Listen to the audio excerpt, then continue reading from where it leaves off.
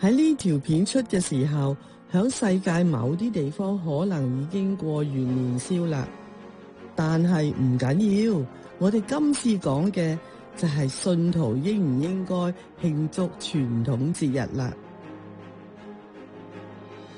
有啲傳道人會避談呢個咁敏感嘅話題㗎。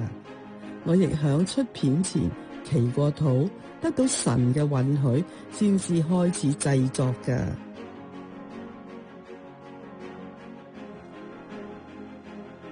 神愛世人，所以佢都好希望呢，我哋生活得快快樂樂。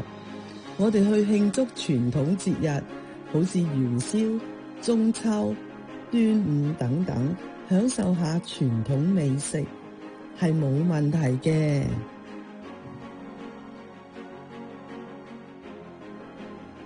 但係，好似我哋去日韓旅行時，我哋會去參觀下佢哋嘅廟宇。正所謂入廟拜神啊嘛 ，no， 入廟去欣賞下裏面嘅建築就可以，千祈唔好去拜神啊！拜神就等於拜偶像，斷正係犯10戒噶。以色列人響舊約聖經曾多次參拜偶像而觸怒咗神。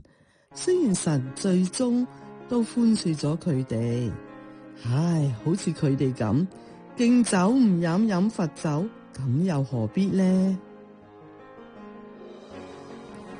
農曆新年、元宵、清明或其他傳統嘅節日係可以慶祝嘅，我哋只要抱住欣賞文化嘅心態就 OK， 千萬唔好入廟拜神。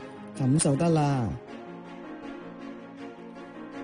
喺呢度祝各位有個快樂嘅元宵。我要喺呢度多謝以前喺加拿大溫哥華電台做主播嘅 Agnes 提供配音或音頻 voiceover。希望將來再有機會合作。多謝收睇。如果你有難題，記住問。